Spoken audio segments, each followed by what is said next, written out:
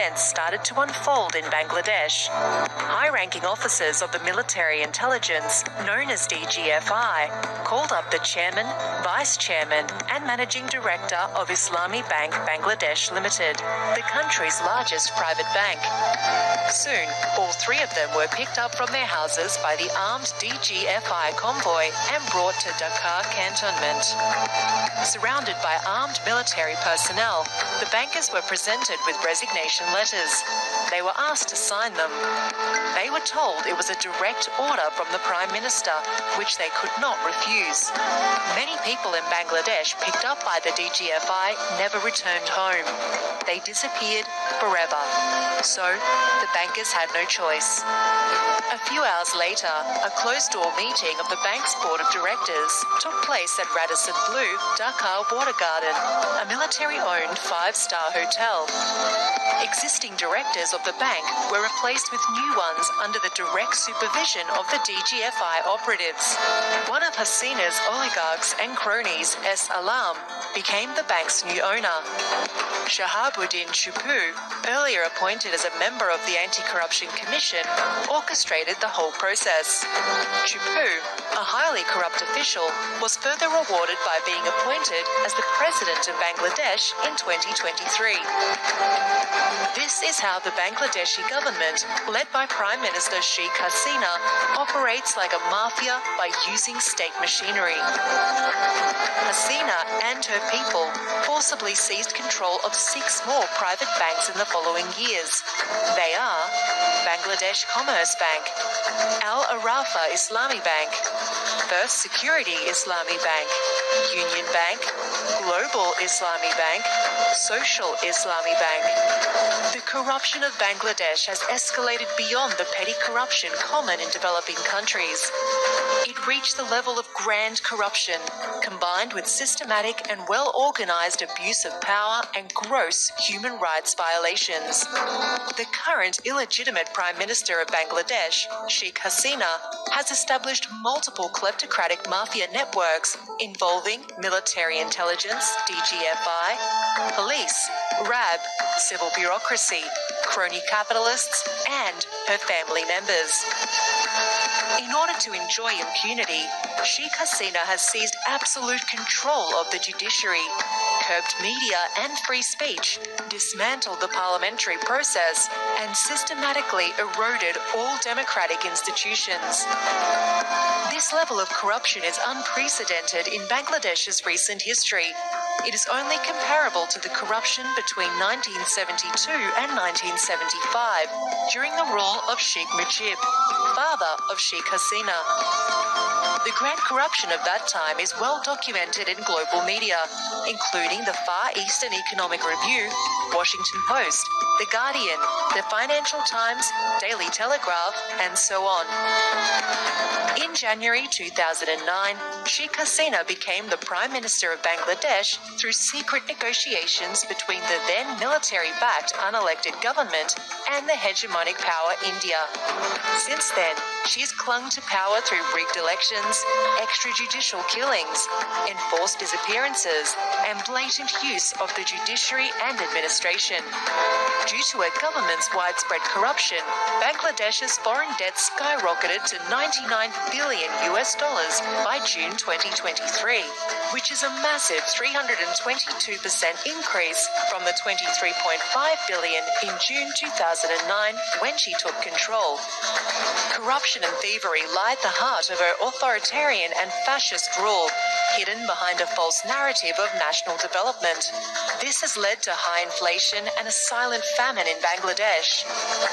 While Hasina presents the country as an economic success story with mega projects, in reality, these projects essentially serve as conduits for collecting massive commissions and laundering billions of dollars overseas. For instance, Hasina is currently overseeing the construction of a nuclear power plant with Russian collaboration. This project poses a severe environmental risk that endangers a densely populated area. The government has estimated the cost of this 2,400 megawatt nuclear plant to be US $13.34 billion. In contrast, a similar 2,000 megawatt nuclear plant was recently built in Tamil Nadu, India for US $6.7 billion, half of the Bangladeshi project cost. In another instance, the per kilometre cost of Dhaka-Payura Port Railway is budgeted at 2,500 million Bangladeshi taka. In contrast, similar railways in India cost a maximum of 170 million, and in Pakistan, a maximum of 150 million taka per kilometre. Building a railway usually costs around 230 to 310 million taka, according to global standards. But in Bangladesh, the government is spending 8 to 10 times more than this usual range. This unparalleled level of corruption persists across all mega projects in Bangladesh under the Hasina regime, including the Padma Bridge, Kanafuli Tunnel, broadcast satellites, Airbus acquisition, and various rail and highway constructions. In addition to grand corruption in mega projects, this mafia network, along with its external affiliates, is linked to one of the biggest bank robberies in 2016, known as the Bangladesh bank heist, where $101 million was transferred to different countries by hacking the central bank system. In 2017, they were accused of the Bangladesh bank gold scam, where they tampered with 963 kilograms of gold in the vault of the country's central bank. Then, in September 2023, more than 55 kilos of gold disappeared from a locker in the customs warehouse at Dhaka International Airport. People wonder how thefts like these can happen from supposedly secure places. These incidents and various other major state-supported scams have repeatedly shaken the country's economy. Some of the major financial scams under the Hasina regime that have been reported so far are share market and stock exchange manipulation of $8 billion in 2010 and 2011, Padma Bridge corruption and withdrawal of the World Bank from the project in 2011, Destiny Group scam of over 30 billion Bangladeshi taka in 2012, Hallmark Sonali Bank loan scam of over 43 billion taka in 2012, Bismillah Group scam of 12 billion taka in 2013, Farmers Bank scam of 1.6 billion taka in 2014, Basic Bank scam of over 45 billion taka in 2015, Crescent Group Janata Bank loan scam of over 34 billion taka in 2019, Agrani Bank loan scam of over 1.5 billion taka in 2022. Sheikh Hasina initiated the so-called quick rental power plant scheme, wherein selected cronies received government approval and funding to establish small-capacity electricity plants at exorbitant costs without international tender. As Sheikh Hasina was aware of the illegality of the scheme, she enacted an indemnity ordinance to protect corrupt businessmen, government officials, and herself from future scrutiny and legal action. Hasina keeps her power and control over this kleptocracy by giving a free hand to government officials to indulge in widespread corruption. Civil and military bureaucrats are rewarded with promotions, high salaries, luxury houses, and expensive cars. However, the main beneficiaries of the corrupt system are Hasina's immediate family members and high-ranking political leaders of the ruling party, Awami League. Among the oligarchs in the nexus, the influential advisor to the fascist Prime Minister Salman F. Rahman, crony capitalist S. Alam, Aziz Khan, and Ahmed Akbar Sopan are notable.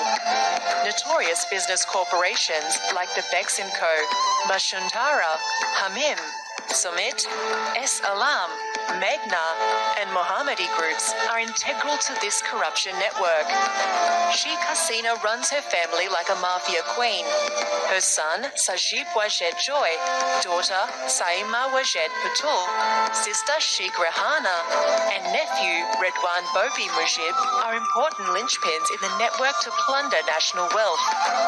Other members of the Sheikh family involved in the corruption are Sheikh Halal, Sheikh Selim, Sheikh Fazle Nur Taposh, Abul Hasnat, Nixon Chowdhury, Sheikh Fazle Shams Parash, and Tariq Ahmed Siddiqui. Sheikh Hasina and her associates hide the looted money by investing in properties worldwide, saving in Swiss banks, and laundering them to other tax haven countries. They have accumulated billions of dollars in locations such as Dubai, Cyprus, the West Indies, Haiti, India, China, and Russia. Corrupt Awami League political leaders, police, army officers, and government officials have invested in properties in countries like the US, Canada, UK, Australia, Malaysia, and Singapore. The Washington-based organization Global Financial Integrity revealed that an estimated $8.27 billion per year was illegally transferred from Bangladesh between 2009 and 2018. This fact is substantiated by the 2021 annual report of the Swiss National Bank and a report from the US Tax Justice Network. The systematic corruption of Hasina, her family members, and the members of her mafia gang extends beyond the domestic borders, posing a threat to global security. It is now crucial for the world to focus on addressing and combating this grand corruption, aided and backed by the governments of India, China, and Russia. Measures such as enforcing the Global Magnitsky Act, visa sanctions, and trade sanctions are crucial to curb this grand corruption in Bangladesh and prevent the spread of kleptocracy in the region. Sheikh Hasina is now in the process of prolonging her kleptocratic rule for 5 more years by conducting another farcical, one-party election scheduled for 7th January 2024. It is the responsibility of the democratic world to stop Sheikh Hasina and bring her entire coterie to justice according to international law.